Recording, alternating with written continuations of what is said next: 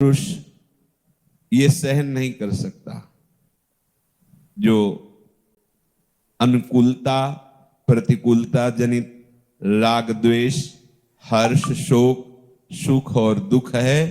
साधारण पुरुष इसी में पिसता रहता है। चक्की चल रही है तो दाने पिस रहे हैं। चलती चक्की देख के दियो कबीरा रोए, दो पाटन के बीच में साबित बचा न कोई। यही दो पाट हैं, अनुकूलता प्रतिकूलता, हर्ष शोक सुख दुख, जन्म मृत्यु, लाभ हानि, मान अपमान, जय पराजय। ये प्रायः सब इसी में पिसते हैं। चलती चक्की देख के दियो कमाल ठठाए, और रहे सहारे कील के तो बाल न बाका जाए। उसी चक्की में जो दाना कील के समीप पहुंच गया, चाहे जितना चक्की चले उस दाना का कुछ नहीं होने वाला। तो मामेव ये प्रपद्यन्ते माया मेताम तरन्ति ते। भगवान की जो शरण में हो गया वो साधारण पुरुष नहीं है, वो पुरुषर्षभ है, वो पुरुषों में श्रेष्ठ है, वो महान है जो सर्वतो भावेन प्रभु की शरण में हो जाता है।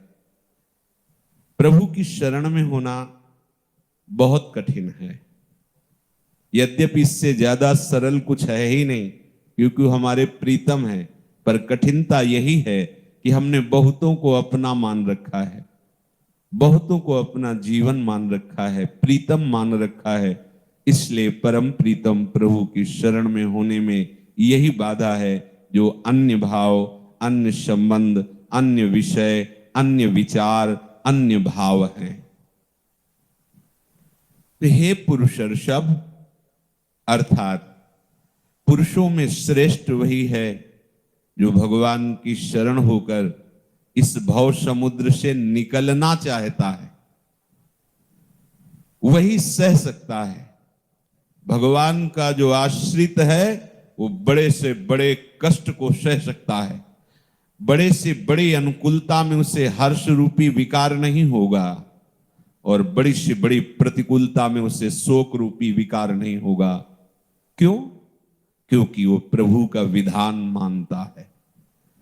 अनुकूलता प्रतिकूलता में वो नहीं टिकता, वो अनुकूलता प्रतिकूलता के कारण पर पहुंचता है, और सबका परम कारण प्रभु है। वो जब देखता है कि मेरे प्रभु के द्वारा ये अनुकूल या प्रतिकूल विधान किया गया है, और प्रभु के द्वारा किया हुआ विधान परम मंगलमय परम आनंद प्रदान करने वाला होता है, वर्तमान में भले आपको कड़ुआ लगे, परिणाम उसका बड़ा अमृतमय होगा। इसलिए वो भक्त हर परिस्थिति को भगवतमय समझ करके सह जाता है। तभी जोई जोई प्यारो करे सोई मोहि भावे, ये स्थिति तभी आती है।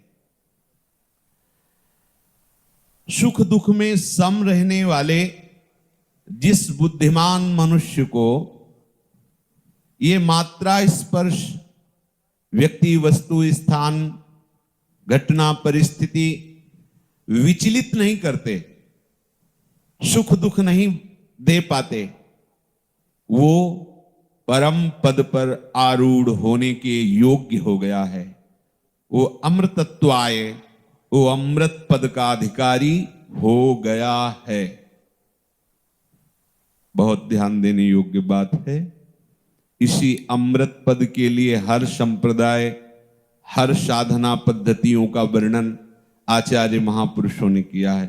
संप्रदायों की स्थापना और सिद्धांतों का वर्णन करके उस अमृत पद में स्थित होना, उस रस में डूबना, चाहे वो शांत भाव हो, चाहे वो दास्य भाव हो, या सख्य भाव हो, वात्सल्य भाव हो, या गोपी भाव हो, या सहचरी भाव हो, ये सब अमृत पद हैं।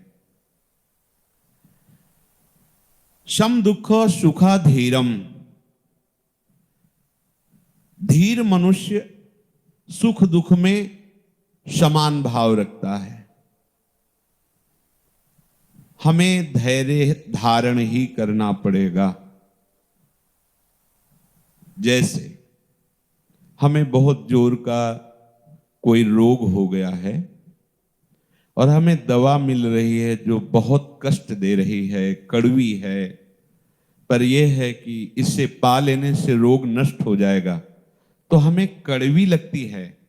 उसके पाने से कुछ हलचल भी होती है, परेशानी भी लगती है, पर वो दुखी नहीं होता। ध्यान देना, कड़वा लगता है पर वो दुखी नहीं होता, क्योंकि उसके मूल में ये उद्देश्य है कि ये दवा हमें रोग से मुक्त कर देगी। यद्यपि दवा कड़वी है, उसको परेशानी भी लगती है, पर वो सह जाता है। क्यों सह जाता है? क्योंकि उसका उद्देश्य है रोग निवृत्ति। एक कांटा लगा, हमारे पैर में चुभ गया, अब वो बहुत कष्ट दे रहा है। अब उसके निकालने के लिए जब हम किसी से सहयोग लेते हैं तो पहला सहयोग उसी कांटे की आकृति वाला यंत्र होता है, चाहे वो कांटा हो या सुई हो। अब हमारी त्वचा को वैसे ही बेधा जाएगा जैसे कांटा लगा था, पर हमें कष्ट होता है पर दुख नहीं होता, उसकी व्यथा नहीं होती, वो विचलित नहीं हो जाता, हिम्मत करता है, कष्ट आह करता है, पर उसको रोकता नहीं, उससे द्वेष नहीं करता कांटा निकालने वाले से कि तू मुझे पीड़ा पहुंचा रहा है, द्वेष नहीं करता, दुखी नहीं होता। कष्ट का अनुभव होता है, पर उसका उद्देश्य है कि ये बराबर कष्ट देने वाला कांटा निकल जाए, इसलिए मैं इस कष्ट को सह जाता हूं। समझ रहे?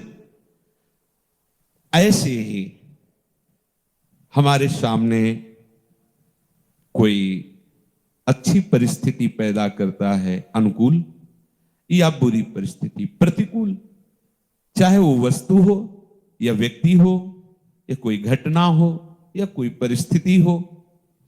हमारा उद्देश्य है संसार से मुक्त होकर भगवत प्रेम में उन्मत्त होना।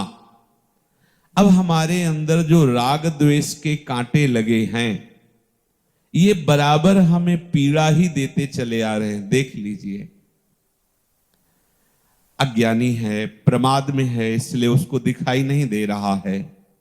जैसे एक मदिरा का पान किए हुए पुरुष नाली में पड़ा है, वहीं लघु शंका कर रहा है, पर वो अपने को आनंदित समझता है। दूसरे उसकी स्थिति को, जो मदिरा पान नहीं किए, देख करके कहते कैसा मूर्ख है, पैसा भी खर्चा करता है और कहां पड़ा हुआ है, लेकिन उसको इस बात का कोई भी शोक नहीं होता, क्योंकि वो प्रमाद स्थिति में है। ऐसे ही जो प्रमाद स्थिति में साधारण जन है, वो प्रायः इसी राग द्वेष, अनुकूलता प्रतिकूलता, सुख दुख में ही जीते हैं। उनका जीवन ही यही, वो जानते ही नहीं कि इससे निकल करके कोई ऐसा आनंद है जहां किंचिन मात्र दुख का लेश भी नहीं है। तो प्रभु कहते हैं, यम ही न व्यथयन्ते ते पुरुषम, जो